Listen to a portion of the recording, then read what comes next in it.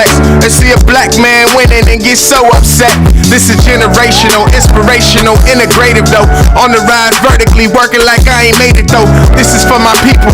Locker room speeches. Listen while I'm teaching, nails trying lock and keys. Stole it like I'm Jesus and brought it back like a re-up. Had to demonstrate the blessing for people who couldn't see it. Now we building assets before we splurge our cash. We was talking about the dream, dog. We heard y'all laugh. Now they talking about the team and I heard y'all last. I could never take the credit. I prefer all cash. Look, laughing at the crib cause I done turned into a bank. Probably turned into a mogul before I turned into a saint. Was just a man on his grind and I turned it into great. Turn my struggle into hustle and you know I'm getting paid. Let's go. Dr. Jake Taylor Jacobson. Listen, welcome back to the Power Bank Society. This is, of course, I just said my name, right? But then we got Nick.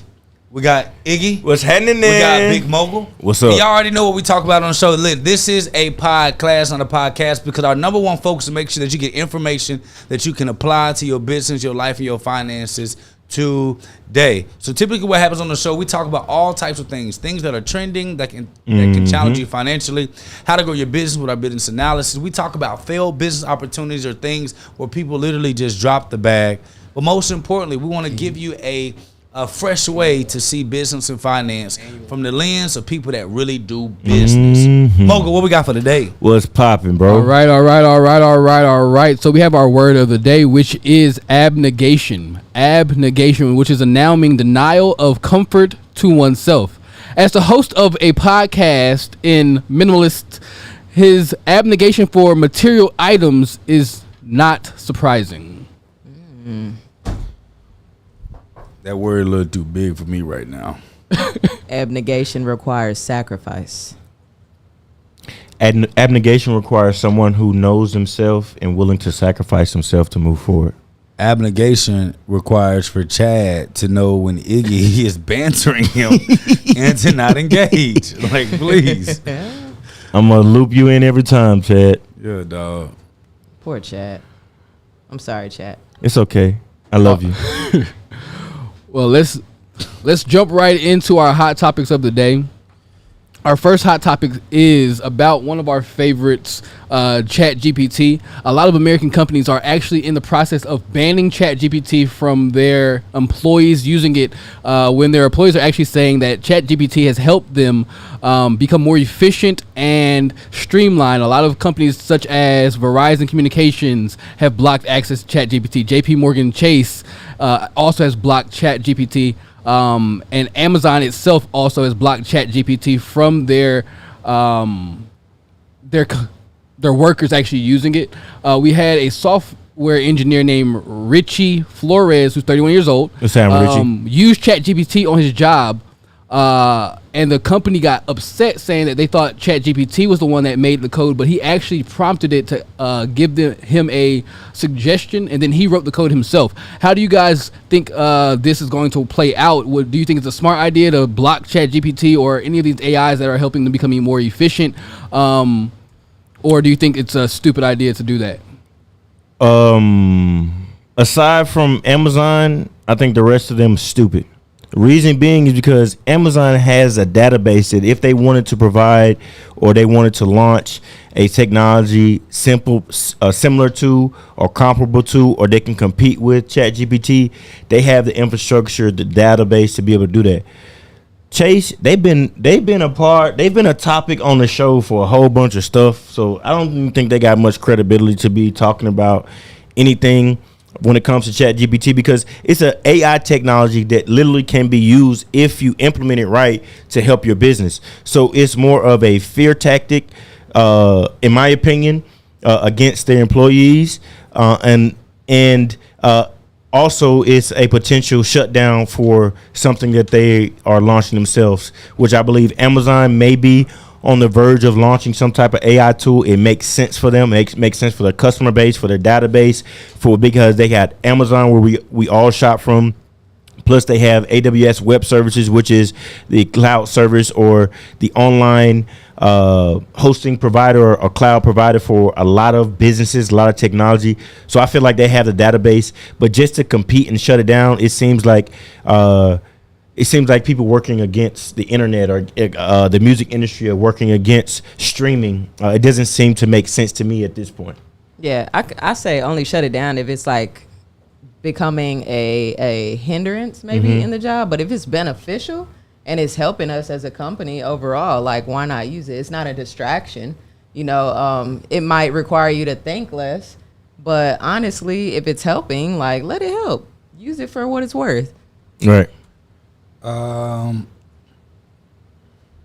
can see the company's disposition, because if I'm paying you to think and I'm paying you to be creative, if I don't understand the technology, I don't understand prompting, I'm literally paying you the same amount of money that a computer's doing. So when you think about it from that perspective, they're really trying to save people jobs. But when you think about it from efficiency standard, now you got to talk about how are you prompting this technology to do what it needs to do so that it can actually think like you but become more efficient. So I see, honestly, me personally, I see both sides. I think that people need to understand that the more they engage this AI without giving their employers the proper getting the proper education that it takes prompting to do it, they're going to actually work themselves out of a job. Because honestly, if somebody knows how to prompt, you can literally take probably 10 people's jobs. So people are going to move themselves out of a job if they're not careful, especially if you are in America with times that we're going through right now. I wouldn't want to introduce any technology verbally or publicly to your employer, especially being the fact that the U.S. dollar is doing what it's doing. Right. Correct. And owners are scared, and they're saying like, if you're gonna use technology anyway, why do I need you? I agree 100%. Let me ask you a question based off that. So from a business perspective, is it more beneficial for the business to, even if it's pushing certain people out of jobs, is it more beneficial for them to push their employees to find the efficiency, even if from a business perspective? Because and the reason I say that, because from an employee perspective, me personally, if I'm utilizing this technology, I'm trying to become as efficient as possible. Yeah. So that if it does go to, I'm the one that brought it and I'm the one that knows how to use it. Yeah. And also and then I can come to you as a person who knows how to use it. Look, you don't need them other 9 people. It's 10 of us. So is it more beneficial for the business to remove it or to push it to the employees to figure it out so they can minimize or cut fat? I think if you're talking about the context of running a business from the aspect of traditional businessmen that are usually older, white men that don't like change a lot, or any elder that doesn't like change a lot, they honestly don't. They feel like the employee is being lazy. So if I am the employee, I'm competitive. I'm going to teach them how it's prompted, Right. and then get people out of their job Right. and try to get at least 10-15% of their salary so that we can replace. So honestly, right now, there should be a push and a focus on efficiency and how you can kind of separate yourself in the marketplace. But at the end of the day, whoever figures out ChatGPT of how it actually works, I'm a prompter. I can prompt ChatGPT like a mug now. Right. And it shows me how many people I no longer have to pay ever because I know how to prompt that thing. So I think it's in this stage in time right now, I wouldn't be making no quick moves to AI, because once the employer figures out that it can replace 5 to 10 people, I'm going to do that, especially because I know in America I'm going to have to make 10 times the amount of money to even beat the projected inflation that it takes to live to everyday life that we live right now. Yeah, for sure. Nick? I already said. I'm gonna stick beside it. All right. So we're gonna go to our next hot topic, which is the Donald has been arrested. Old Trumpety Trumpster. For the first time in U.S. history, a U.S. president, current and or post, is being brought up on an arrest on charges for somewhat north of 30 plus charges of business fraud allegedly. They are also getting him on charges for his part in a hush money deal with adult star Stormy Daniels before his last presidential election. The adult star was allegedly paid $130,000 through Trump's old attorney, who was in total paid for just under $500 million. Trump's team said that the payments are allegedly for services rendered as a lawyer and an added bonus for good work done. They allegedly alleged that the President Trump did not know anything about the adult star Stormy being paid. Trump also put out a statement saying the political persecution and election interference at its highest level in history. I believe this witch hunt will backfire massively on Joe Biden. The former president said, the American people realize exactly what is the radical left is going on. What do you guys feel about this? Do you think this is a ploy to destroy his basically his candidacy for the next election, or do you think this is something that was probably already going to happen in general? Because he did just his firm just lost a fraud case, I think like a year ago or 2 years ago. I'm gonna be frank.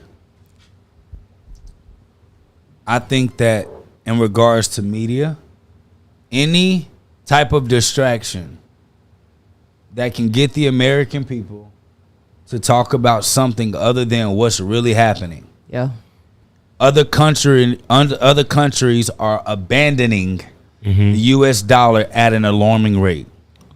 The U.S. dollar is not backed by anything but debt that is backed by the countries that no longer support it. Right. Yep. So when you talk about a change of tides, just like $1 used to be like 1,000 or 10,000 rupees, the U.S. dollar is going to have to take 10,000 U.S. dollars to make 1 yen if we don't pay attention to what matters most. Right. What I want to tell everybody right now, you need to pay attention to where you are right now. Understand the boat that we're in is sinking, and we need to pay attention to what pays you. And then do right with your finances at this moment, because what's going on with the presidency and with Donald Trump ain't got nothing to do with you. He is not our president at the moment. Currently. He is not the current president. He can't, create legislative law. He can't save us from what's happening in the marketplace right now. So while we're paying attention to everybody else, you need to be realizing that most of Americans, 76% of Americans, live in paycheck to paycheck. Majority of Americans has less than $1,000 in their savings account. And when you talk about control of the economy, the majority of Americans actually work jobs that are not that don't have upward mobility to be able to handle the change of tides as we know them today. So that's what I got to say about that. I think we are in a shift, if you will, where everyone needs to play their part. And I think it's a perfect time to kill the TV, right? And to focus on what you're trying to accomplish as an individual. Like, there is no better time than now to take advantage of the present moment. Trump is the media man. You know what I mean? Yeah. Everything that happens, Trump gonna Trump. Yeah, he's gonna. Yeah. He knows what he's doing. Everything is a money move.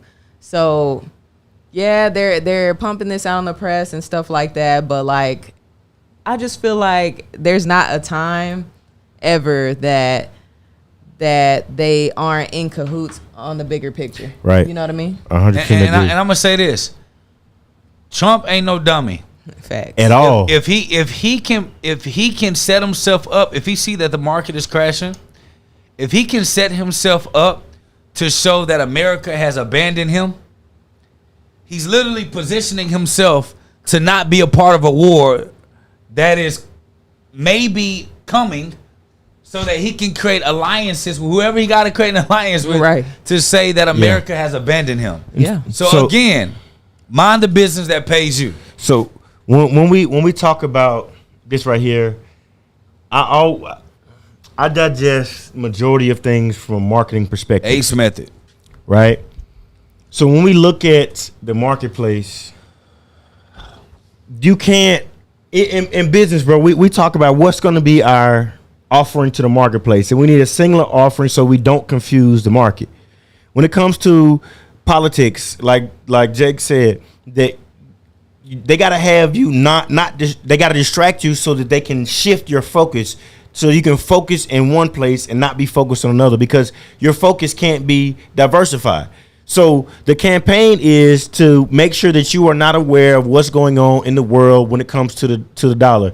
What we got to pay attention to is the timing of everything, because we look at 36 plus indictments or charges that have been brought on President Trump, and they are talking about things that were openly broadcast in mainstream media while he was president. It's going on time for re-election, which means almost 4 years have passed.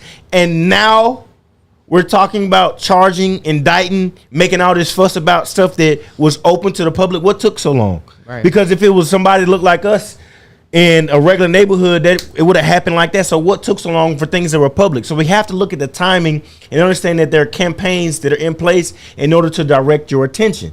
So if you know for a fact right now the U.S. dollar is crashing, and then you look at the same time what's being broadly broadcast and taking up most of the airways and what's talking about Trump, when, like Jake said, he is not our president currently. He can't make policies or influence laws from inside the political system. We have a current president in place, a current Congress, a current understanding of how laws are made with him outside of the picture. So if your focus is there on Donald Trump, then your focus is not with what's going on right now in the world is actually affecting you. We got to look at the timing of what's going on, and we got to look at where your focus is being directed, because when we talk about marketing, which is if we're talking about like America being a company, they have to market, they have campaigns, they have to direct the consumer focus.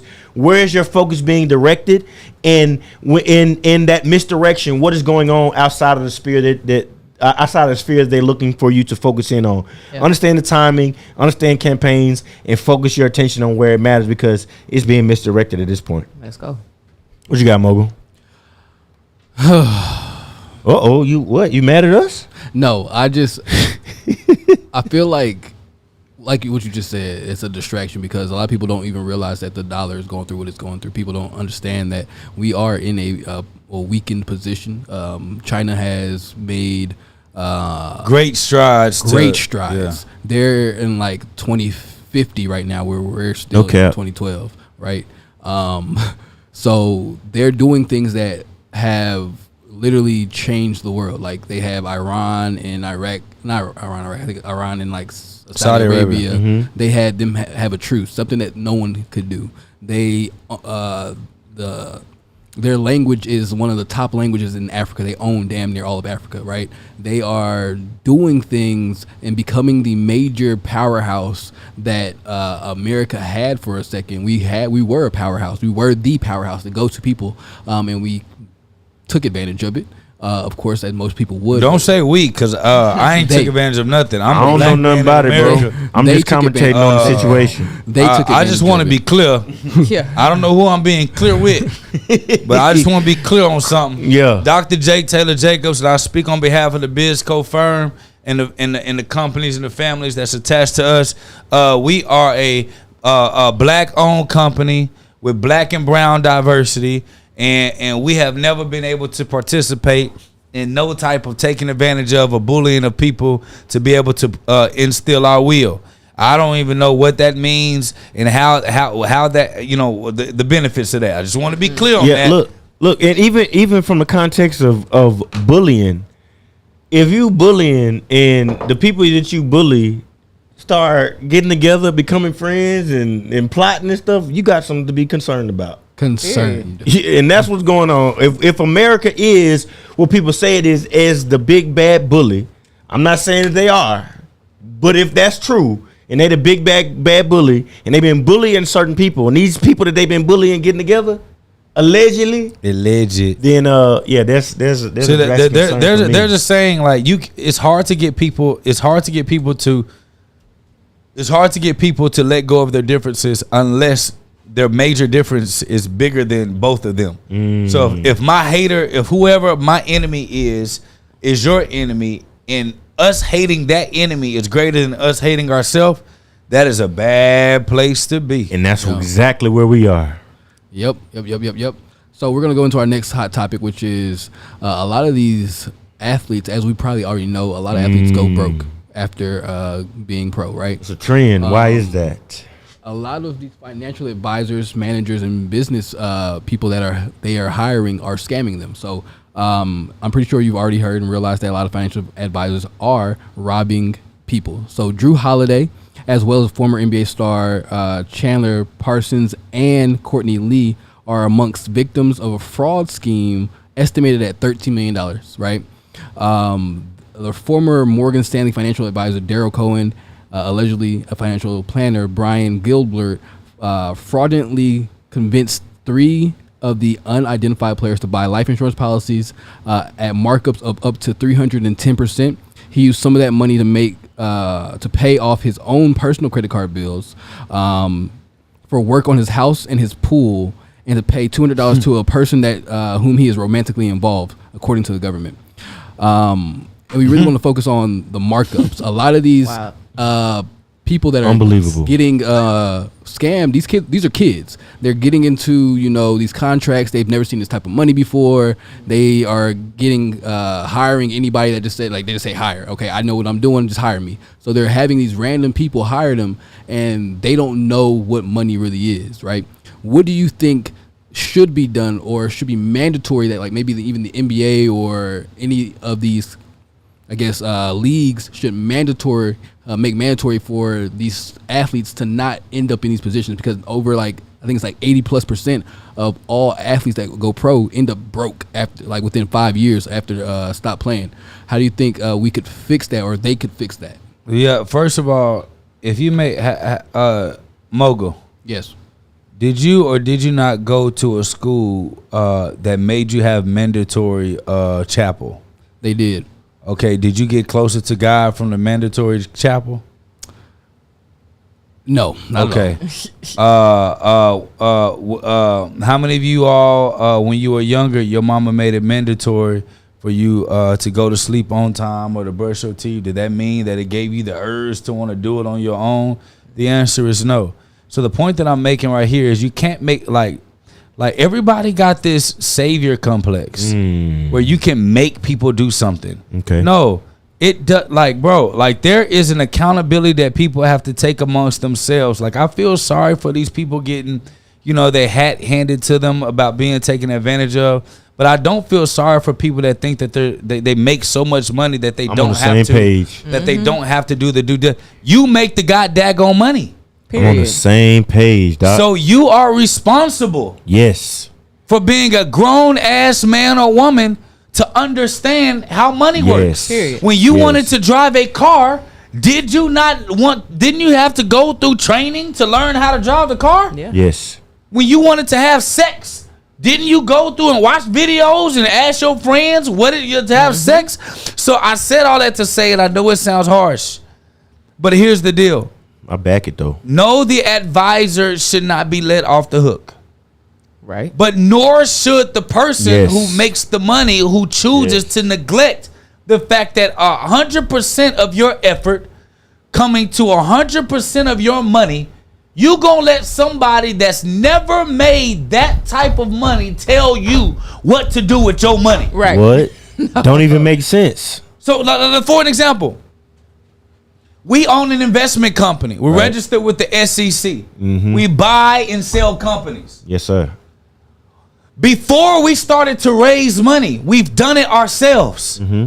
Before we start to tell people that we can help them become multimillionaires, we built a 25 million plus revenuing company before I even hit 30. Talk that talk, doc. Debt free without any outside investors. Talk that talk, doc. But it's up to you to do your due diligence. No, these athletes you get your ass handed to you because you think that just because you dribble a ball and you're important to your fans, that means that you're not gonna get handed. So I don't care. I don't care for anyone who chooses not to educate themselves on the number one tools that we have to learn or that we have to utilize in order to live this life. X. Period and point blank. Like, you know what I mean? Like, when I first read it, I was sad for him. I am. But at the end of the day, I don't feel sorry for you because you find time to learn everything else but how to manage your money and how to vet the people that you're investing with. Period. I agree with you 1,000% because when we look at just from a legal basis, ignorance don't set you free. If you do something wrong, you can't go to the judge and the jury is be like, I didn't know. Right. You can't do that. Fact, you know what you're right. You know what the jury say? Ignorance of the law does not make you ignorance. They say ignorance of the law does not make you what's that called when you don't have to submit to the law, like Above the law. Yeah, ignorance of the law don't mean that the law doesn't pertain to you. Right. Correct. So if you made money scheming, yes. whether you knew it was a scheme or not, you are responsible for the effects of that. Correct. If I was driving a car and my best friend went and murdered somebody and I drove off, I am an accomplice to the murder, yes, whether I knew he murdered someone or not. Correct. Yeah. You can't be out here and just claim ignorance and think that sets you free because when a lot of people use it as a freaking when it comes to what it is we do, we talking about athletes. And so when we look at the progression of an athlete, Jake, you was a ball player, collegiate ball player, correct, scholarship ball player, and at some point you had some aspiration to be able to go to that next level, meaning that was a part of your life, part of what you were working towards. Might I add, I had the ability to do. Right, but you had the ability, but you developed your capability because you worked at it. You built at it. You dreamt about it. You sweated about it. You cried about it. You cussed out your teammates. You got cussed out. You went through that. So why in the hell would you allow your dream to come true? Because you make it to the league. My assumption is that's part of your dream. That's what you worked your ass off to get there. So why would you allow somebody who you really don't know because they just not come into your life and like you said hasn't made that amount of money, give them free will to just tell you whatever something costs and you not do no double checking, triple checking, figuring out what's going on, not even do a Google search yourself because some of the stuff they talking about is the price of cars. Right. And you can look up Kelly Blue Book to see what the price of a car is, my guy. Bro, listen, just because somebody refers you doesn't mean that you're not supposed to do due diligence on your own. Like if you want to keep it in the span of sports, my coach used to tell me, I remember one time we were paying a college and I had 2 points in the first half and other point guard started talking mess. I scored 31 points in one half. School record, right? In the second half. We lost. Mm-hmm.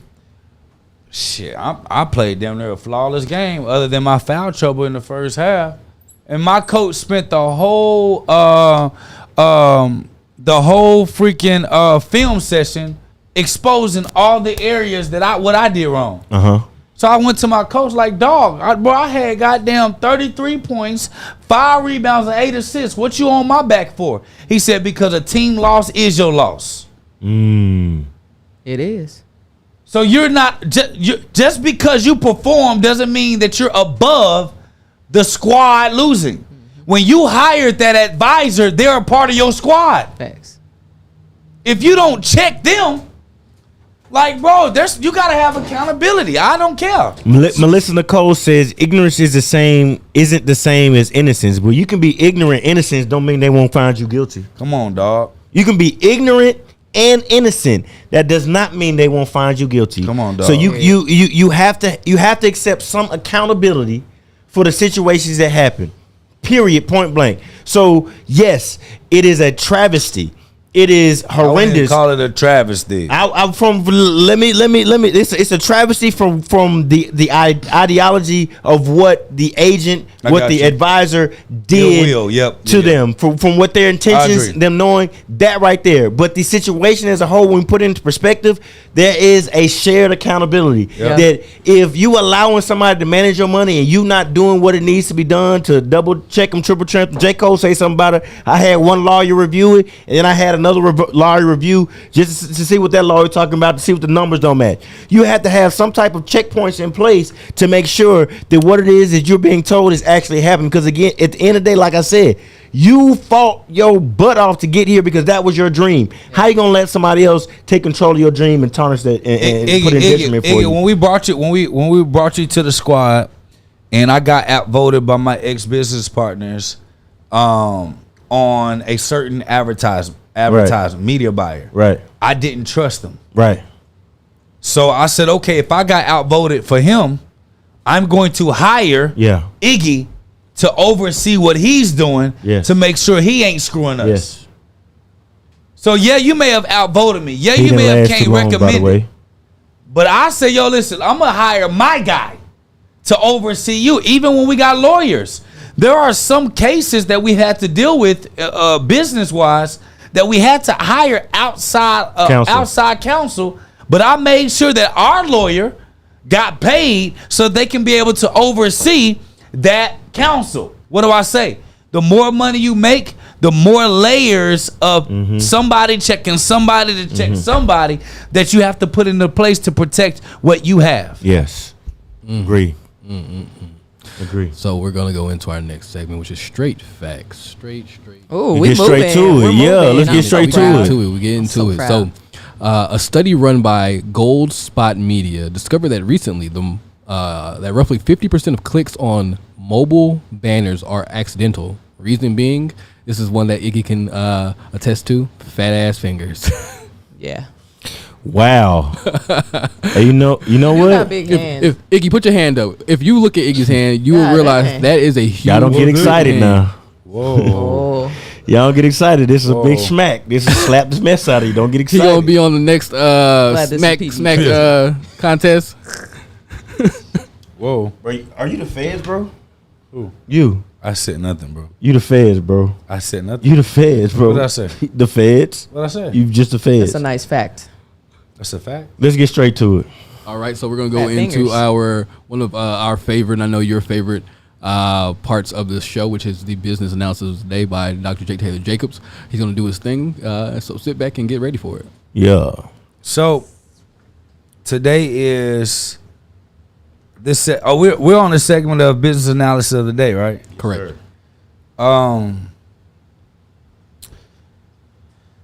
Y'all, we got a book coming out.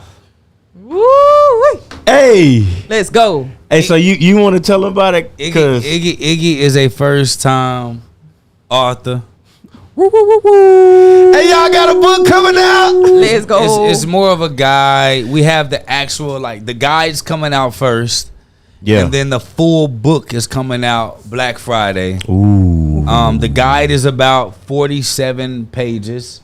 The book is probably going to be close to 300 something pages. Mama, I made it. Mama, I made it. Let's go. But the concept of the book is called Buy, Build, Sell, and Repeat. Repeat that thing. And the concept of buy, build, sell, and repeat is to teach people the art of buying things that already exist. It is easier to build a company that already exists than it does to start something from scratch. And we talk about in this construct and this concept, this art of acquiring companies, growing companies, selling the companies, and doing the same thing over and over again. And actually, we have a masterclass or exclusive training coming up to actually go in. It's a 4-day live training to teach people live how to buy, build, sell, and repeat. And we use the guide to kind of walk people through this process to be able to get them to understand the power of developing wealth. So Iggy, talk about what we have coming up. What day is it, and who is it exclusive to? Yeah. So with what we have going on with the book launch, so the one thing we understand is that this world of buying businesses, selling businesses, building businesses, understanding what an exit is not information that is openly and outwardly privy to our community. Yeah. And so what our understanding is while this is happening and while other communities are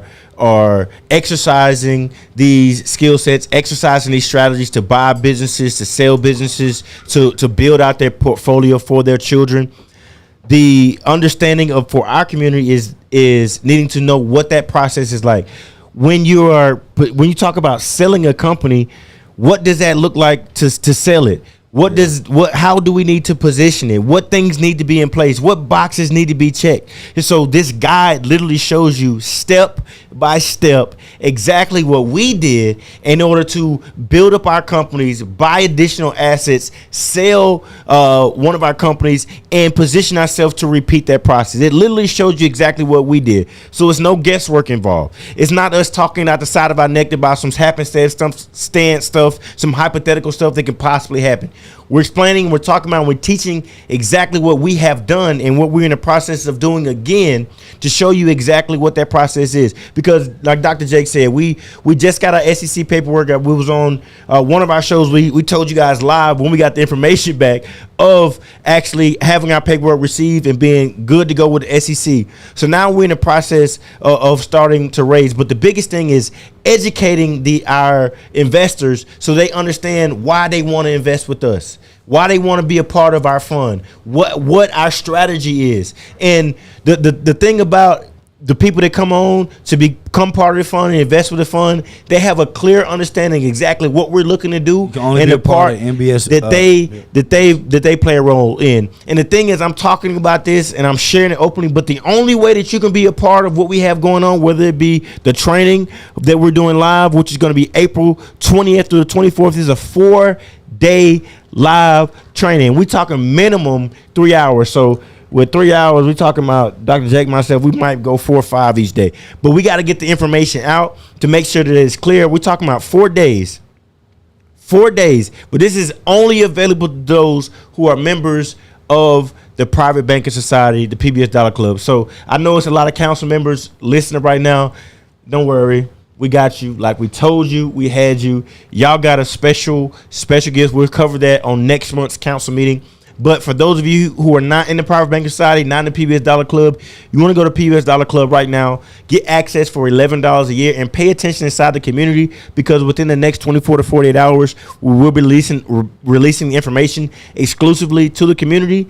And then after that, we will release it to the public. But it's only available for those who are inside the community. You can't get access to it if you're not. I don't care what you thought. You can't text me. You can't text Nick. Can't call Jake. Can't do none of that unless you're inside the PBS Dollar Club. You can't send no email. You can't hit up support. You have to be a part of the PBS Dollar Club. I don't care how much money you have to offer, because we want to make sure that what we're teaching and what we're educating on is for people who understand what it is we're doing, our process, our community, our movement, our mission. Because one thing that I understand that we talk about it, Jake, is people first, but it's mission always.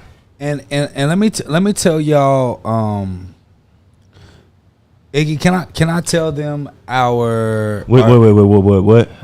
What you want to tell them, bro? I want to tell them our strategy of building credibility. Yeah. I just had to make sure you weren't giving too much, because Yeah. So when it comes to building credibility, I see so many people try to prove their credibility through selling. Like, I'm somebody, I'm this. The best way to prove your credibility is through literary work. The most greatest minds, you find their work in a book. Because when you talk about an expertise,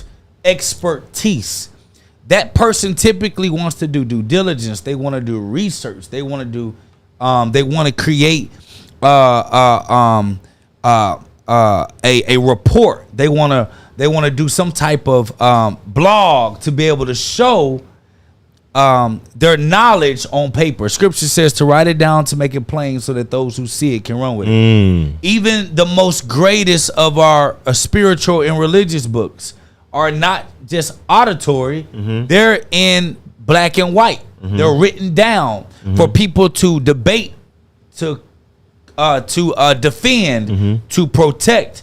And so if you're looking to create credibility for your consulting company or for your practice, whatever it is, I would encourage you to write your knowledge, the thing that separates you, that edge.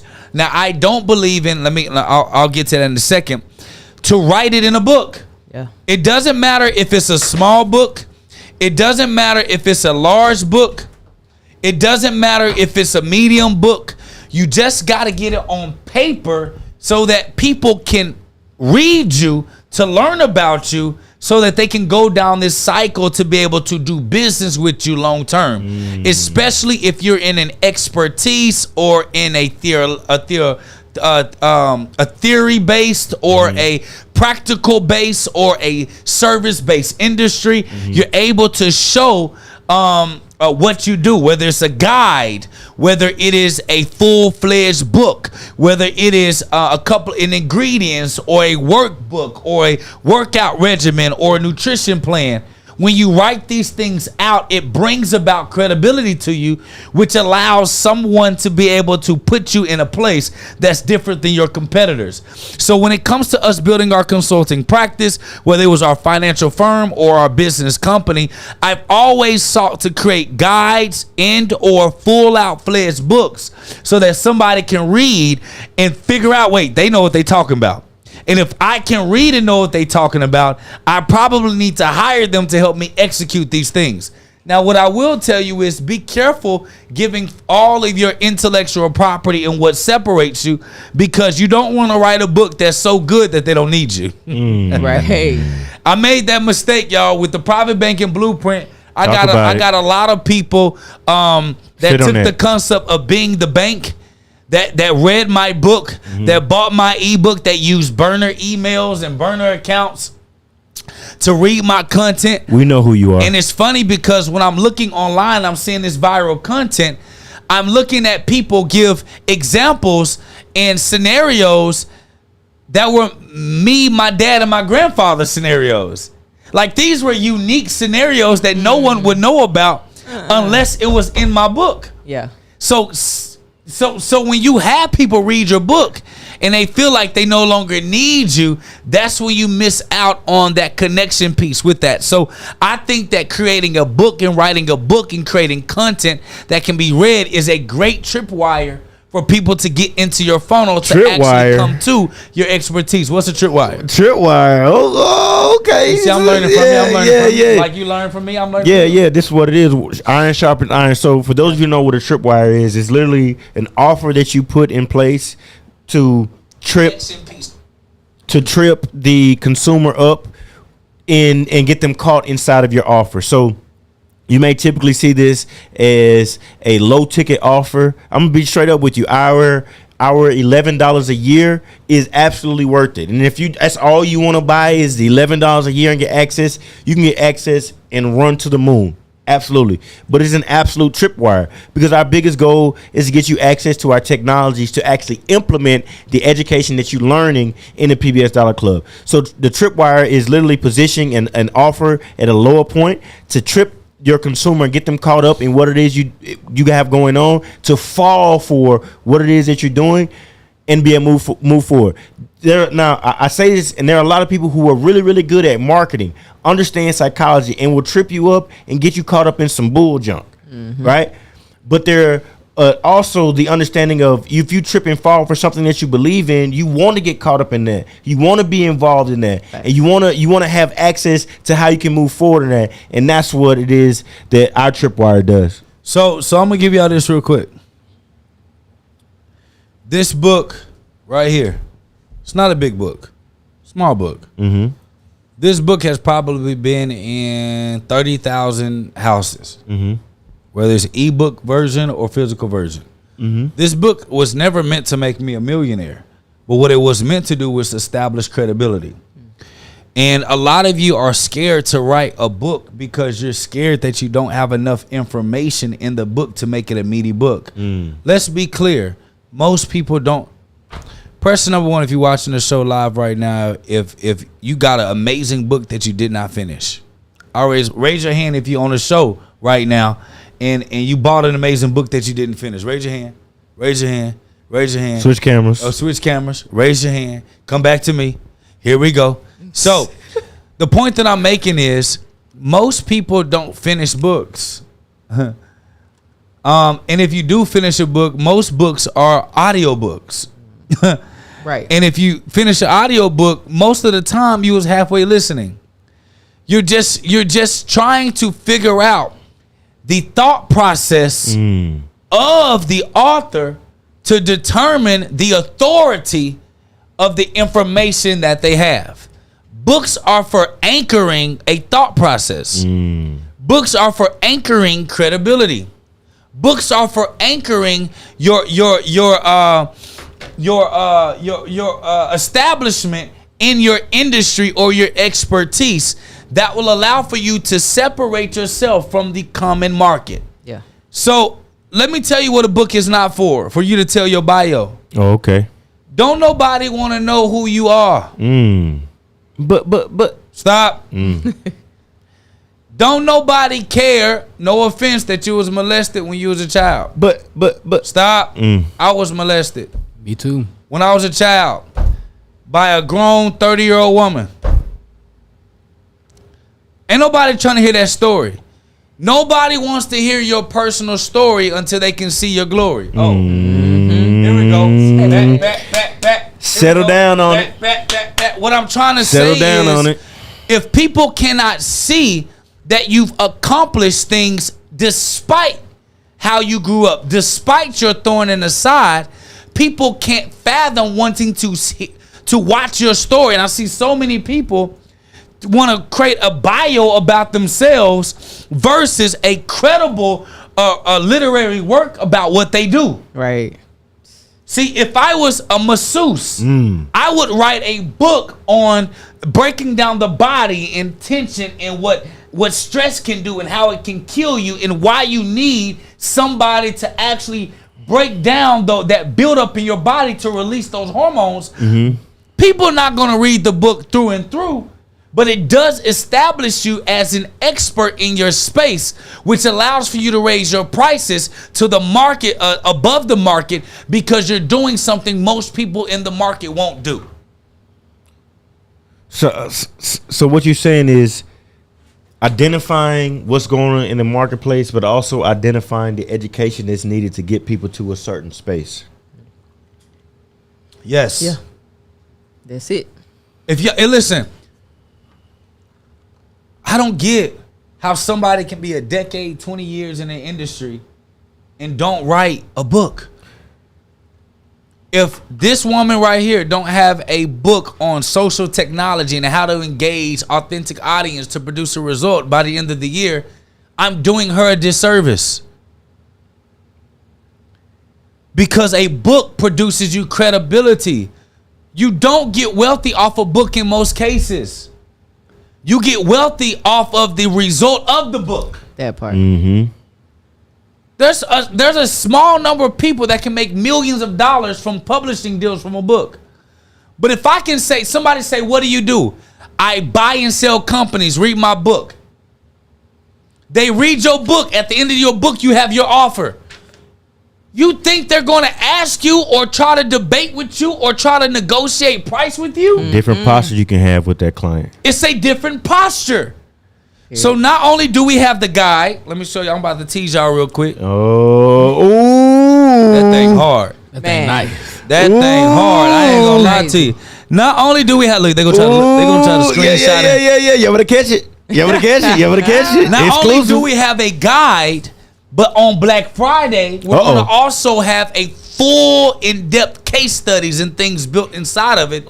Maybe.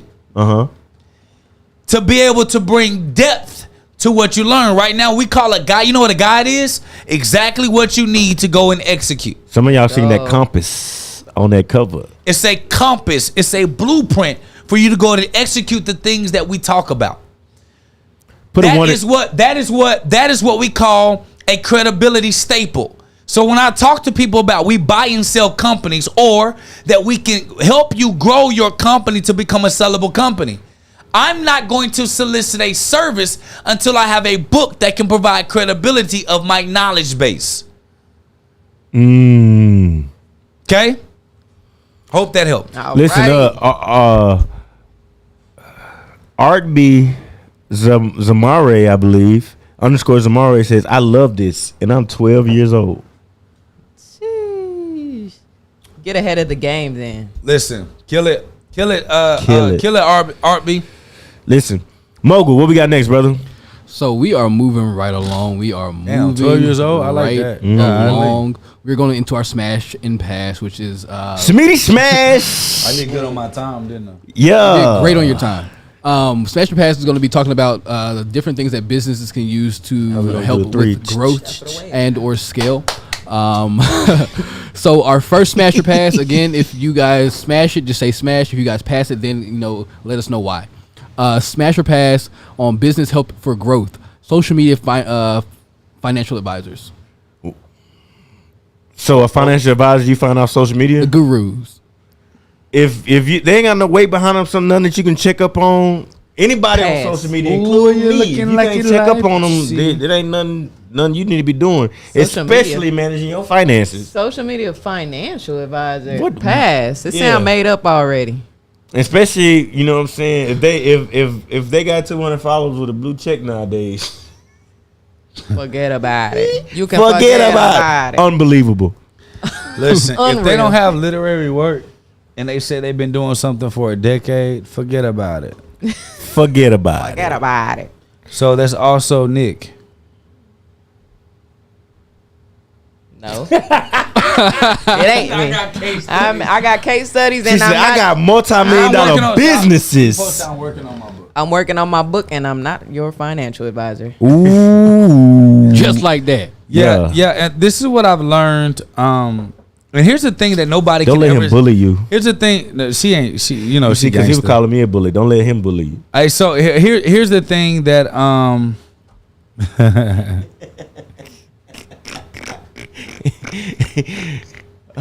was gonna say yeah. So here's the thing that I've learned, and nobody can ever say that I've done. I've never told somebody they should do something. I've only given people advice. This is what I did. on what I've done. Right. And when you have a advisor telling you that you should do this without understanding your financial situation, your financial habits, They the traumas that you may have, the bad decisions that you know that you were raised in, that you're trying to overcome, every financial strategy doesn't work for everyone. Everything should be catered and customized to fit that person. So anytime you find somebody online giving you ultimatums or black and white or it's this or it's that, run away and run away fast. If you don't have what I want, I'm not taking your advice. Pew pew. You know what I mean? Like, like you got it that. off top. You need to have what I'm looking for me to even consider like your that. advice. I like that. Otherwise, what am I taking your advice for? What do I need from you? Like, what even is that? Hello. You don't have what I'm looking for. Never mind. Yeah, what we got next, Mogul? So that was great answers, guys. Consultation company or person that doesn't have any case studies that you can actually look up, see, or speak to. Wait, what? sounds like a He pass. said a consultant. Consultant company, and then Have what? A case study. Pass. You said that what? That doesn't have case studies or people that you can speak to on what they've done for them. Well, I'm not going to say pass because we don't share Yeah. our clients. Yeah. That's what I need to understand. Yeah, but there's case studies. We do have case studies, but There is proof. We'll just say that. we do have proof of concept. But this is why I tell people you should write a book. Because implementation of the book and showing your vast knowledge base around the specific thing that you do allows for people to realize you know what you're doing, but at the same time it protects your clients. Well, and listen, take this lightly, you know, do as you will. But what I will say is that I come from the financial world, and in the financial world, if you talk about being a fiduciary, which is mean financially responsible, or somebody who can be held responsible for giving somebody bad advice. If I were to get Nick as a client, it will be frowned upon for me to leverage Nick as my client to get other clients. Right. With the expectation that I can produce the same results for them that I'm getting for Nick. That's why I go back to writing curriculum, writing books, writing guides. Mm-hmm. Because if I can show my knowledge base through content, Mm-hmm. I'm able to create a podcast to show my expounded expertise in application. Mm-hmm. Create a community where you can kind of joust ideas based on your specialty. PBSDollarClub.com. PBSDollarClub.com. PBS.com. This will allow for you to be able to prove yourself without having to talk about your clients. Mm-hmm. Because what a lot of people don't know, we have multi-millionaires that are on our technology as well as clients for our insurance. We've never publicly said who our client was. Talk Right. about it. Unless the client wanted to publicly talk about it for their audience to know that they are also going through consulting, counseling, client, or whatever. So with Black Menswear as our client, they posted it on their page. So we could talk If about most people don't realize, we didn't post it on ours. He sent that same video to me that I did not post. He posted it on his so that he can show his audience that he too is getting help from us. Does that make sense? Mm-hmm. So I said this to say that we have impacted hundreds and thousands of people in 22 plus countries on the concept of private banking without ever having to tell anyone who our client was. How can that be? Because of the curriculum that we wrote that was so profound that it spoke for itself that we knew what we were doing. Mm-hmm. And I think that there should be a bit of pride that a company takes, that I don't have to leverage the results of one company to get another company because I'm just that damn good. Mm-hmm. I agree with you. And just to veg you back on top of that, I just want to provide some context. And this is something new for me. Uh-oh. Right? You know, like when I was younger, I didn't understand that concept. But now that I'm older and I'm more established, I'm realizing that my clients want to stay with me longer. They refer people to me themselves because they know that I would never pimp their brand Right.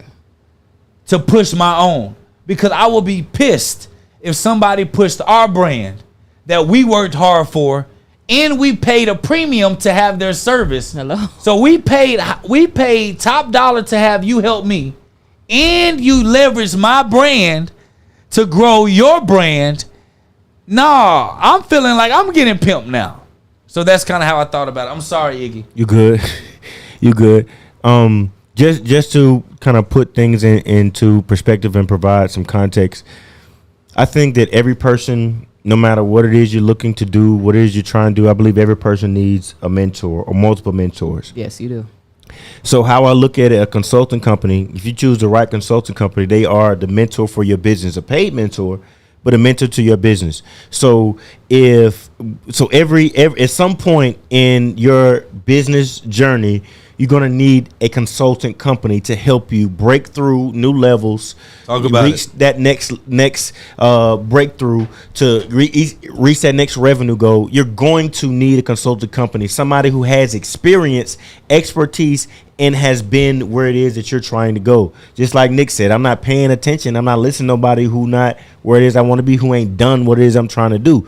So just the same way you look at a mentor, somebody who is done what it is you're trying to do or is in the path and execute on things that you want to execute on, the same thing as business as a whole. Your company is looking to do things that other companies have achieved. And in order to do that, you need somebody to help you consult, to navigate through things. Not saying that you can't get there without a consultant, but a consultant will help you take the right turn versus having to take a left, realize it was a dead end, and then having to backtrack and then take the right after you come back and then proceed, and you done wasted a whole 2 years going in a direction that wasn't meant for your company, having to backtrack and then catch up. A consultant is going to help you navigate those waters and be able to move efficiently based off experience. But if a consulting company does not have that experience, how can they help you navigate those waters? Listen, I love Jake to death, but I don't believe you ever navigated across the no type of ocean from one continent to another. So if you was talking about you was leading the ship, yeah, I wasn't going, brother. I'm sorry. I believe you. I trust in you, but we're gonna need somebody who know what they doing to be able to navigate these waters. So when the waves get rough, the wind start blowing, there's a storm out at sea we ain't never see before, because he from Texas. In the middle of Texas, it's the desert. They don't have a lot of water out here. When he get out there, I'm going to need somebody to know exactly what it is they're doing. And that's what a consulting company will be able to provide for you. And that's what the Bizco firm does, because we understand that there are going to be businesses who have everything that they need to be able to reach that next level, but don't know how to navigate through those waters. And that's what a consulting company does. So just because they're not leveraging their clients' results doesn't mean they aren't able and capable, but you want to make sure you do your due diligence. And one of the best ways to do that, if they have some type of curriculum that you can read over prior to you exchanging your money for consulting, are they able and capable to help you achieve those results? And they have literary work. That's a great way for you to understand what their history is and how they can help you. I'm going to ask Nick a question, but I'm going to ask you all who are watching live, and also everyone that's in the studio. Say we're going to war. Would you trust the guide of someone who only been through simulation? Or would you trust the guide of someone who's actually been in a similar war that you're going into? Similar war. Exactly. The guy who's been there, done that, please. So with you answering that, Nick, that brings me to this question. How do I know how to find a consulting company or a consultant that can guide me in the right way? So first you have to do your research. You got to know who you're dealing with. Ask. Don't be afraid to ask for case studies. How people, like, some companies, they may not advertise it, but they will get provided. Correct. Will we will provide provide it if you ask. Exactly. Correct. It may not be advertised, Correct. but you need to ask. And a lot of people just don't ask, and That's they're quick good. to That's give the money. That's good. Girl. You know what I'm saying? No, I'm just saying, like, people are quick to give their money and just go off a word. Right. And realize that in business, just because Walmart's doing it, Target might not have the same success. You know what I'm saying? So, and that's just the name of the game. Yeah, that's facts. So you just have to ask those questions, and when something is not advertised, dig deeper. Follow your gut intuition. Do you trust these people? Are there any red flags? You know, the main thing is just to ask the questions you need to be asking in order to do so. Because if you get messed over in these days, you can't be like, I didn't know. Yeah, so the thing that is no longer acceptable, I don't accept anymore, is when people say I didn't know. Yeah. There's too much information out there. When we grew up, we could say we didn't know. Right. Because if we went to our libraries, we didn't have the same type of books that certain other people libraries had. Right. We didn't have the certain type of technology in our house that other people had because it cost too much. But when the cost of information is so low today, you may have to research a little further. Yeah. Take your time. But to say you got scammed in today's time, that is no longer on the person that scammed you. Man. That's on your negligence of you doing your due diligence. So let me ask you this question. This gonna trigger her. She wasn't triggered yet. I can run your social media. How are you able to know if somebody actually knows how to manage somebody's social media versus anyone else? Show me what you've done for yourself. Wow. I'm about to. Wow. Ooh. You know. Damn. So if I don't care what clients you've helped. What have you done for you? You know, because you're the one with the business asking to run my business. Ooh.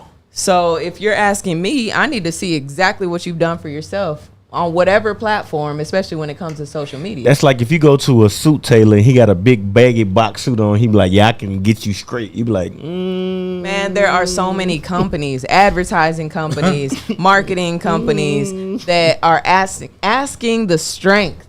And when you go to their website and find their social media accounts, they got about 1,500 followers. And you're like, okay, so why is your business not doing it for your own business? I'm not understanding. So to me, the proof is in the pudding. I agree. You know? I think that in our community, the black and brown community, I'm about to say something that's triggering.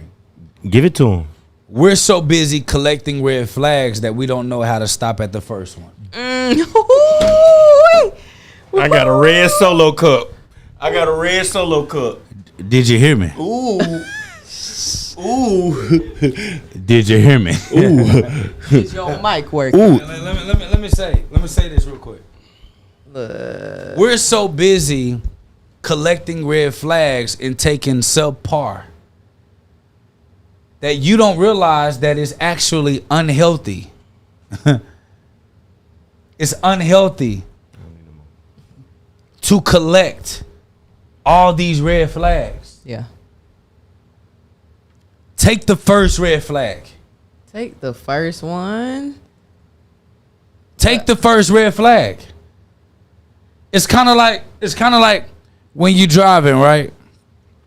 And if you got sensors on your car, when you move over to the right, you go you like, no, I don't trust that. Right. I'm gonna keep going over to the right. And on the right side, it was warning you of a car to the side of you. But just because you didn't see the car, you think that the alarm is off. Right. Good. You hear me? You didn't know your house had a monoxide alarm in it. Yeah. And because you don't like the beep, you take the batteries out because you think that it's misreading. Right. Versus paying money to figure out why is the beep happening. Right. Because you just may have a chemical issue that can... That part. It's the signs that when you in your house, only in your house your allergies pop up. Mm-hmm. Only in your house you're coughing and you're sneezing and you're sick in your house and only your house. Yeah. You think, oh, it's just my allergies around this area. No, you probably need to have somebody come and check to see if you got mold in your walls. Period. Pesticide, rats around because your body has a sensor that's supposed to censor red flags. Listen to it. But we're so trauma-based that we disregard the initial red flag so that we can get the red stab. And the red stab is a stab that blood comes out. See, I know that feeling. I know that feeling when it's something about you that is off. I can't put my finger on it. And a lot of us are looking for justification to put a finger on it. I'm in a stage where I no longer need justification. I'm going to go with the experience that I've had that's going to give me, add something about you is not right. Yeah. Because your body reads energy before you can read movement. Period. And if the energy reminds you of somebody that screwed you, you got to be okay with the energy and leave alone the screw. I'm done. Yeah, because I got nothing else to say. Because what you go through that for if you weren't going to understand it? And if you don't understand it, you're going to keep going through it until you understand it. That's just how life's set up. Right. So those you trying to figure out why you dealing with the same situation, you didn't catch the first red flag. That's why you collecting the rest of them. Man, saw so many red flags. You thought you were at Six Flags. You dig. Check this out. If you're watching the live show right now, you watch the replay. This is the Private Banking Society show. What you want to do is make sure that you are subscribed to the channel because we share good stuff. You vibing. And if you share with somebody that you like today, they're going to love you tomorrow. Moke, what we got next? So we are moving and grooving. So we're going to go actually into back and fill. You guys already gave the marketing and business tips because made sure that you guys had the best.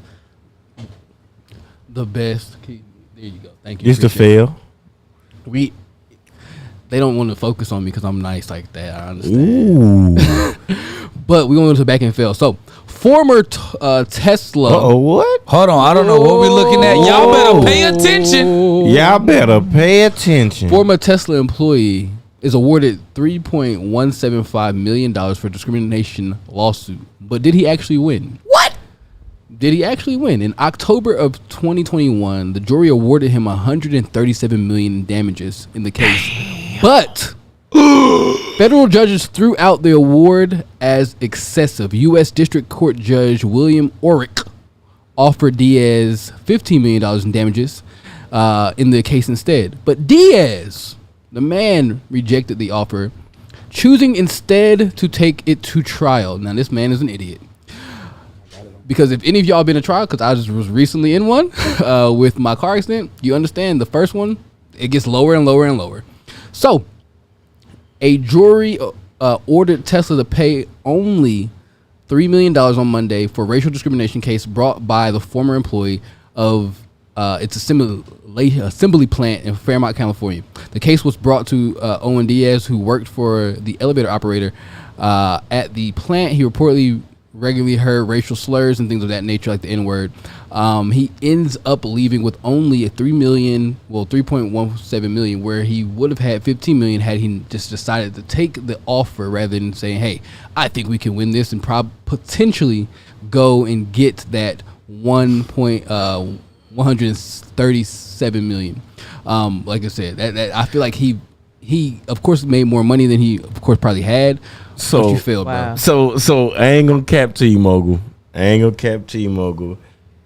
I can't necessarily say based off how you described it, this is actually a back end fail. Here is why. Yes, the initial was $137 million. He got offered 15. Drastic difference, absolutely. But he got cashed out $3.1 million for being called a nigger. Bro, I've been called that for free. I'm from Mississippi. That was a part of my high school sports, basketball court, soccer field, football field. That was a part of it, and I dealt with it for free. 1,000% for free. So in comparison to what the initial offering was, absolutely it's a fail. Not the 137 to 15 million. It's a fail because had he accepted it, he would have been $12 million ahead of where he is.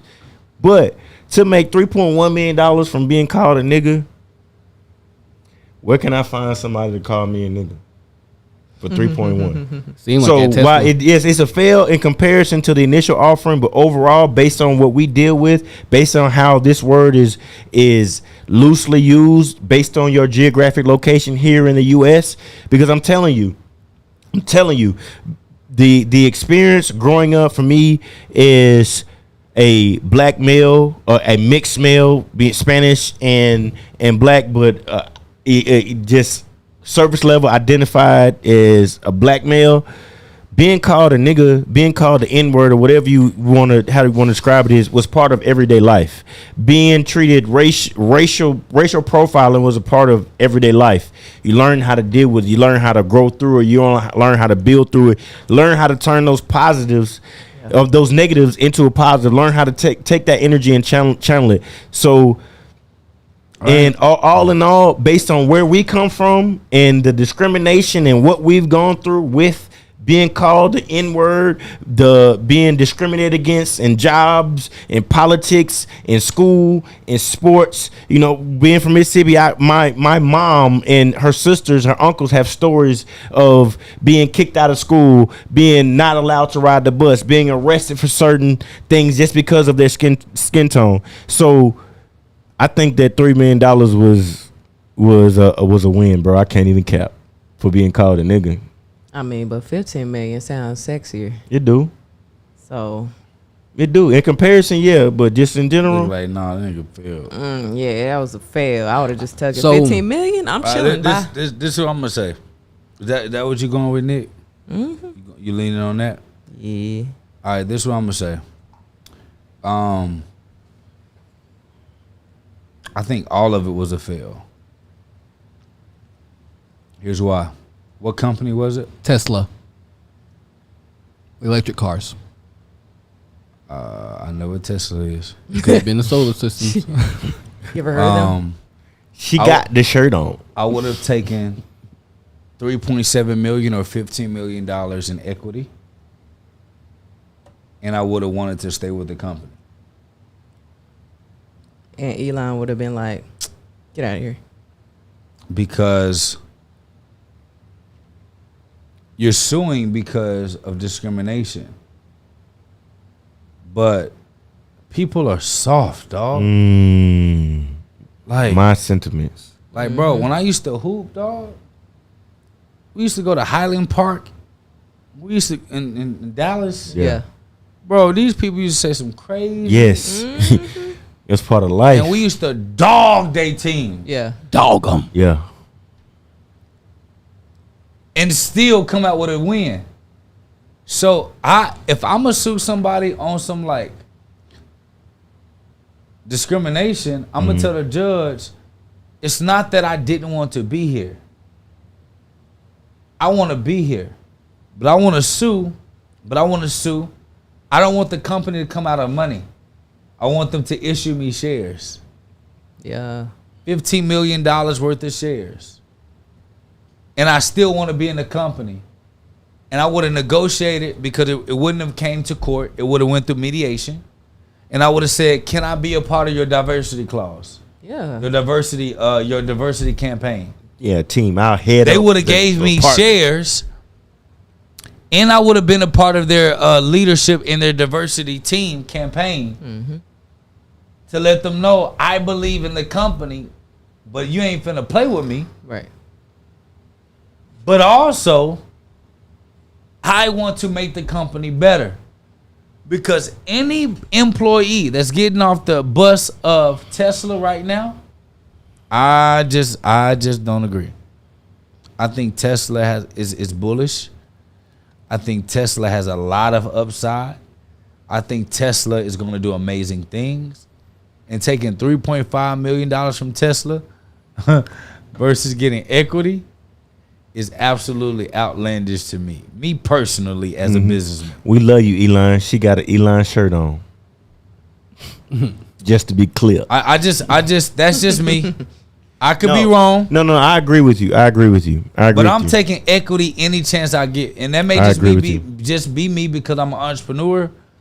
But I'm the dude that if you can't pay me, I'm cool with you not paying me. But whatever you don't pay me, what's the shares of the company? Pay me in equity. I agree. Especially if I got other gigs. If I believe in this company, okay, 3,000, 5,000, 10,000. If every share is worth $40, I can get $10,000 worth of vested shares immediately. Don't pay me. My other gears got my bills. I'm vested in you. This is the thing that people miss. Because when companies go through liquidity issues, every company this is bro. I was just finna take you there, bro. Here's the thing about black business that people don't get. Black businesses are not the only businesses that go through liquidity issues. Liquidity issues mean it's tight financially. If I get into any company that I'm working with and I'm naturally an entrepreneur, if I feel that you are half a second late in paying me, and I know that there may be a liquidity issue, but I trust the leadership, I'm going to say, nah, dog, I want to roll this month. Can we roll that into equity? The owner going to be like, hell yeah. Because one, that's showing that you're willing to buy in. Two, that's understand that you know what you got. And you're getting it at a price point that you would never be able to get it again. Dog, people are crazy, dog. Yep. I'm bullish on ownership, dog. Y'all see me work deals, you in particular, Iggy, where I put no money down and acquire 20% of a tech company. Let's go. How you do that there? That's in the book. Because most of us, black and brown, It's in the book. we want to be paid in paper. I want to be paid in equity. It's in the book. Me I too. can go find money to take care of my bills anywhere. Yeah. It's in the book. But if I believe that this company is going to go somewhere, forget the payment. Give me equity, make me vested, and I want to be a part of that upward mobility. Put some ones in the chat I'm if just- you bro. ready for that book to come out, because everything that he was just discussing It's in the as far book. as how to do it is in the book. It's in the book. And the book, listen, I'm gonna tell you now. We haven't released it, but when we do release it, everybody who pays and register for the 4-day event will actually get a copy of the ebook absolutely free and be on the list to be And they'll get be first movers access for the actual for the full physical book. copy. Yep. The And the full physical book. book gonna be full. Yeah. So This is just a teaser. The guide is a teaser. yes, I want y'all to understand, one, that what we People do, be crazy, what we dog. teach is what we I'm taking equity are doing every and what we have done. Don't So pay y'all me. heard the different perspectives on the possibilities of how to move. The more education you have, the more understanding you have, the better you can position yourself in your business. Yeah, if you're in a live chat, I want you to put a 1 in the comment section if you are ready for that book to release, because you got 2 weeks. You got 2 weeks to be able to get access to it. If you go to pbsdollarclub.com, go ahead and get access to the community. If you have it for $11 a year, you'll be the first to get access when it is released. I want you to make sure that you are subscribed to the channel, and you go ahead and share this with somebody you care about today, because you like them and they're gonna love you tomorrow. So Mogul, Hey. what we got Bro, I next, see, dog? I see what you just did. You not slick. You just did Glorilla. So, That's why I love them all. That's why I love them all. so we Iggy. are. Wait, Amir. Ooh, You got No, things you to ain't do. finna run past this. You taking equity or payment with your ability to make money anywhere else. yeah, because you listen. I need to know, because you next in line, brother, and I need to know what your insight is. Where you taking this company after? You literally just guided him, so he's going to say the right answer. He's smart. That's why We he- guided him. extremely We gave him smart. 3 answers before. That's true. We did. So, Don't F it up. I won't F it up. I'm smart. Obviously, because I am smart, I would say take the equity, because the equity is a smart idea. However, depending on the magnitude, right? Oh yeah. I like, boy, y'all. In case y'all don't know, Amir is the next up to be the CEO of our consulting firm. In the next 3 years, he's actually training to replace me, because I do practice what I preach. And so y'all may see him working the cameras, but please believe me, he's gonna. I am bullish on Mogul taking our company to heights, sight unseen, Big Mogul. because he is getting training from people who are super experts when we didn't have anyone to train us. So that brother gonna be sharp. So y'all be nice to Mogul, because his prices, Nah.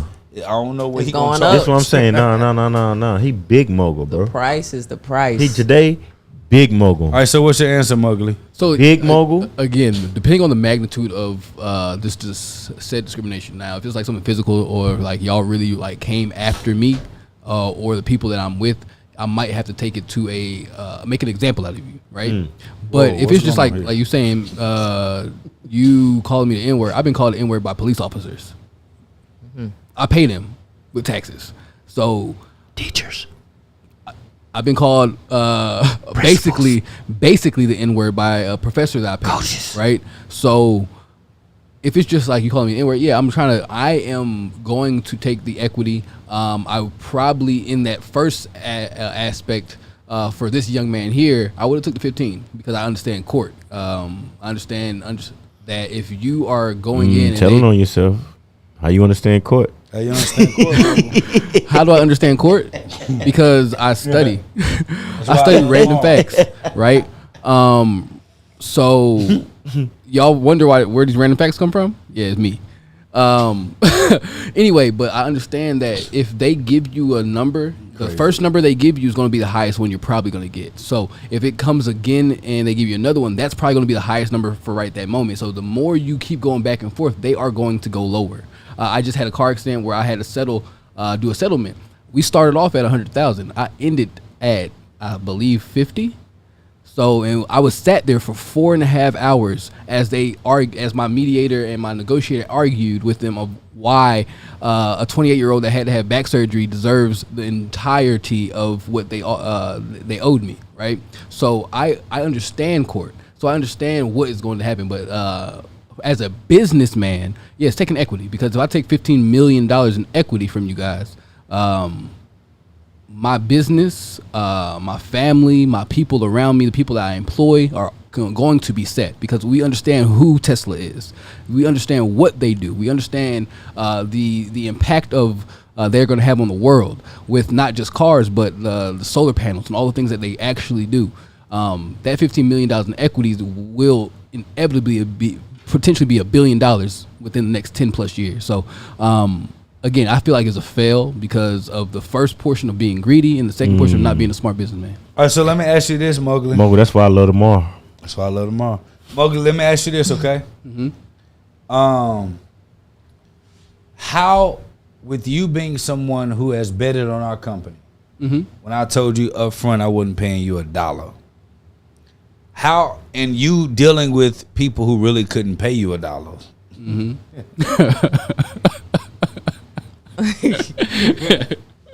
That's why he loved them all. How do you determine?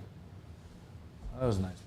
How do you determine who you take that bet on and say I want equity versus somebody that just can't pay?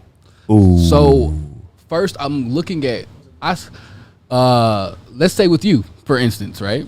You told me you couldn't pay me the first, you weren't going, you couldn't, but you weren't going to. But yeah, I told you I wasn't going. I looked at, when I met you, before I even talked to you, I looked you up. I knew exactly who you were to an extent of, somebody, doing research. I look you up while you were speaking. So I understood that you were going to be someone that I needed to be around and I should have been around. And I connected to who you were as a person, right?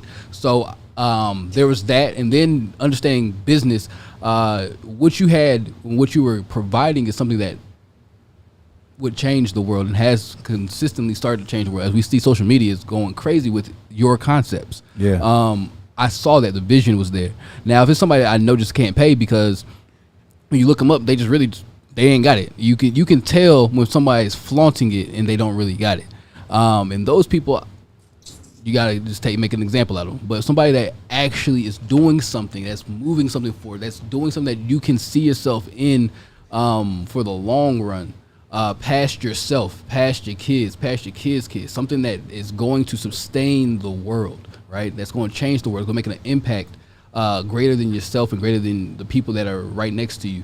Those are people you want to, even if, things get a little rocky, you try to see what you can do. All right, so let me ask you this question. What most people don't know is that you're actually top 1% in your craft as a photographer. In real life. In real life. You've gotten your photos published in big magazines and publications in real life. So you haven't, and you've taken women that were working at Walmart Every day. and put them on publications. So you have an eye naturally for who has the thing to be a star. Yeah. When you first met me, what did you tell me? I told you you're going to be you are a superstar. And this is coming from somebody, like, I looked at you, you had on the Walmart shoes that they're very comfortable. Some regular jeans. Hey, hold on. No, he ain't finna do me like that. Hold on. I am giving context. Okay. I'm giving context. And this my emotions got involved. The reason why I said this is because when looking at you, unless you are you could look past. You would have been somebody you could look past the same way they look past Jesus, right? You didn't necessarily just stand out because you weren't flashy. You're not a flashy person. I'm not a flashy person, yeah. Right? The jewelry on your neck right now is the most flashy I've ever seen you. And typically that would be covered. So think about that. I saw you based off what you said and how you said it, the way you said it. I thought you were 40 years old when we first met. You were only 28. Just based off the magnitude of the things you were saying. Someone my age, I'm 28 right now. I wouldn't have thought those things in the beginning. Now, because I've been around you, I understand it. But prior to that, I wouldn't have thought you were only a 28-year-old man doing the things you were doing, speaking the way you were speaking. I have been around 28-year-old men that say they're doing things, they ain't doing shit. So with that, I personally I'm looking for someone that is transcending their time and then also trying to go past just themselves. They want to impact people, that not just I'm talking about I'm going to impact somebody, but actually putting the footwork in. Okay, so let me just say this. As somebody who's top 1% at what you do, right? There's so many dynamics that you could go. Photography, videography, graphics. There is no doubt that you were on your way to becoming a multimillionaire at what you do. What characteristics did you see or do you look for in somebody that you're willing to follow? What superstar characteristics that will make you that has the capability and never follow anybody, let's be clear, to make you say, I'm willing to sit here. This is the reason why I say this, because we talk all the time about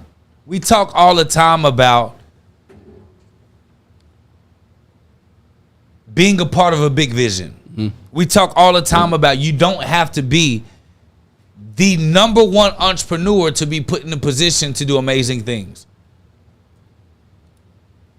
What will make somebody like you want to follow somebody like me? What characteristics do you look for? What disciplines do you see? And what quote unquote like you say all the time, superstar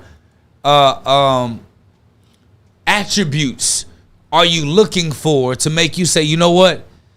I can see my dream inside of this dream, despite, because contrary to popular belief, I'm not the person that's going to lie to you.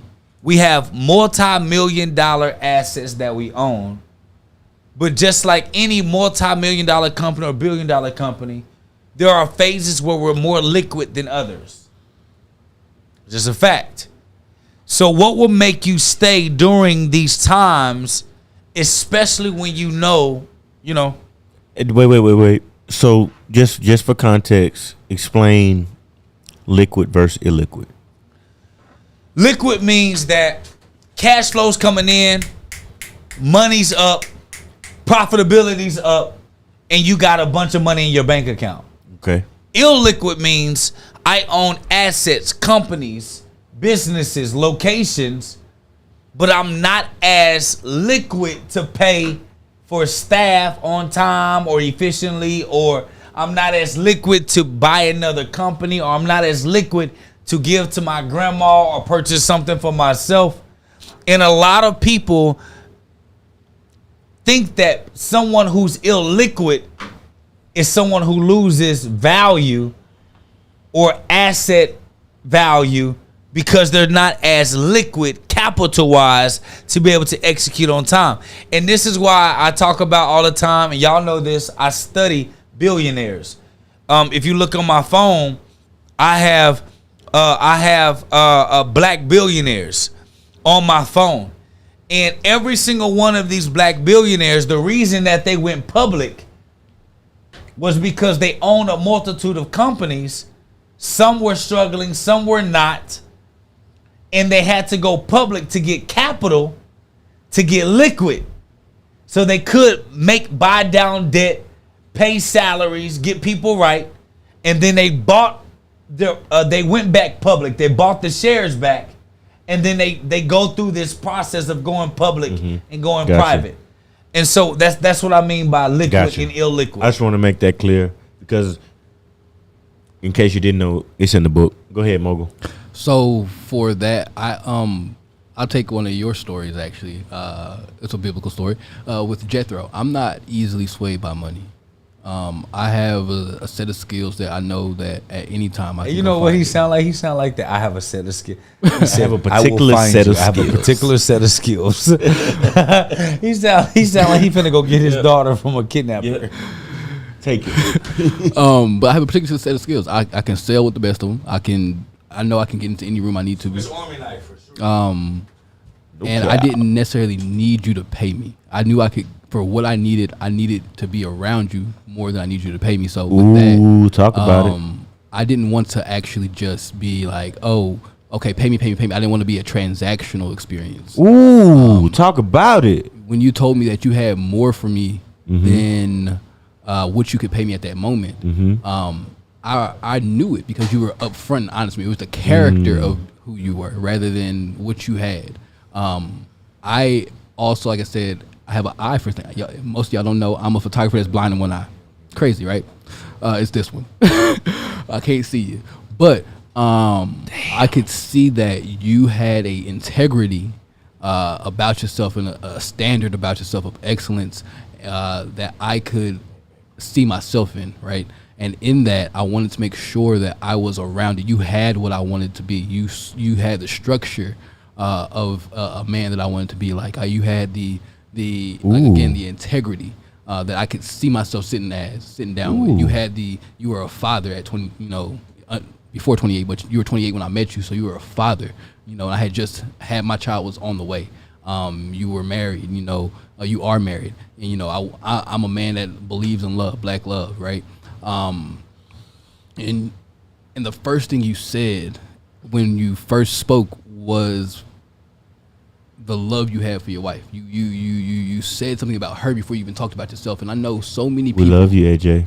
We know so many people that will big themselves up and act as if they did it themselves. You were a person that will give credit to who credit is due, and I appreciated it. And again, you had an attitude of servitude, right? The best leaders are always going to be the best servers because they understand it. Little story that most people probably don't know, but the new CEO of what's this place called? $5, Starbucks, right? He spent his first 6 to 10 weeks as a barista while he's going through learning everything from the ground up, rather than just saying, well, I'm the CEO, you need to do what I say. No, I'm going to learn how to whip this whipped cream. I'm going to learn how to make this ice mocha. I'm going to learn how to do these things so that when I'm making decisions for you, I can do it out of a place of not just I'm the dominance in here, but I know how you feel. I know it's going to make it easier for you. And I respect that as a man because, again, I have a thing for people that have integrity, right? Integrity is a big thing for me. So with that, that's what showed me who you were and what your character was. I didn't care about the money. I didn't care about nothing else. Because I'm in the media industry, right? I've been in it for a minute. I know people be flaunting and faking, and jewels be fake. They doing a bunch of fake stuff. But when you came on to that stage at that steakhouse, in what you were wearing, I could tell off top. 365 Steakhouse. That one. That I didn't even have no money to eat there. Yeah. At the time, I was broke, right? So I probably should have, in logic, in every day, I was like, yeah, I needed you to pay me. I can't do nothing for you. But no, I saw something that showed me at the end of the day, this man is going to be who he said he is. And he told me up front who he was. And that's the thing that really got me to stay here. And that's the thing that has me here right now, because you've never lied to me. You've told me what it is from jump. And it's been what it was this whole time. And I personally respect that. So that's why I am making sure that I can do what I can provide to this company and give all my talents to this mission that we have. Great answer, Mogul. And it's crazy to hear that story, because that particular event was the first time that I called Jake to be like, bro, I need you. This is what we got going on. I need you. Pull up. So the fact that that event was the catalyst to a lot of things, it just shows how great God is, the timing of God to be able to orchestrate and maneuver people around. You describing where you were in your life. I know where I was in mine. Jake being in the place he was, and now where we are now, it is nothing short of a blessing. A blessing. One, because we're able to, experience each other's gifts, each other's talents, experience the ups and downs with each other, but also pool our collective skill sets together, ideas, talents, and be able to push forward to the marketplace. And just even with the comments in this chat, the people that are inside our community, the people that are our clients, all of those collectively, they are sharing the same type of sentiment as from a perspective of, like, we know what it is we're doing. We are genuine in who it is that we are, and we care about people, aka our clients. So absolutely, Kayla, God is amazing. Renee says absolutely no transactional experience. So again, I appreciate everybody that's watching us live, everybody that tuned in. We are here every Tuesday and Thursday evening with the Private Banking Society show. If you haven't already, you want to make sure that you go ahead and get access to the PBS Dollar Club. It's literally $11 a year.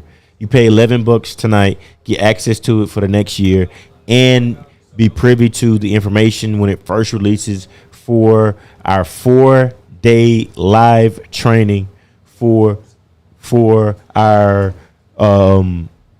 training, which is going to be for the book that's coming out, Buy, Build, Sell, Repeat. You guys get, for those of the first people that register who are inside the Dollar Club, you get access to the training. You get access to the ebook free with that registration, and you will be on the list to receive the hard physical copy when we go into pre-order on Black Friday. So I love you guys. I appreciate you for spending time with us. I see a lot of familiar faces and names in the comments, so I appreciate you guys showing up with us consistently. Mogul, definitely share with them what we're going to do when we get to 10,000 subscribers on the channel. But before Mogul does that, I want to let you know that I love you. I appreciate you. And there ain't not a doggone thing that you can do about it. Hello. Mogul, take them out of here. All right, so guys, we do want to say we appreciate everybody that has subscribed and that has joined our channel. We want to make sure that you guys understand that we are doing this for you, and to make sure that you are a better version of yourself every time you listen to us. So when we hit 10,000 subscribers, we have something real special for you guys. We're going to do something where you are going to be allowed to call in. We're going to take probably 5 to 10 people to call in. We will more than likely take it to where we do it early, so we make sure we'll have a sign up. The first 10 people will be able to call in. We'll do something where we do a basically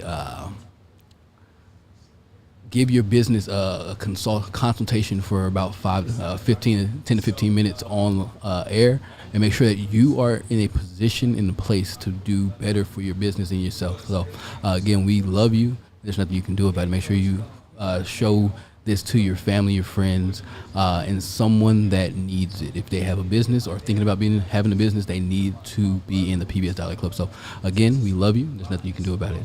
Take you out. Got it, but let's buy some land and build a family. That's a grown-up flex. And see a black man winning and get so upset. This is generational, inspirational, integrative though. On the rise vertically, working like I ain't made it though. This is for my people. Locker room speeches. Listen while I'm teaching. Nails trying lock and keys. Stole it like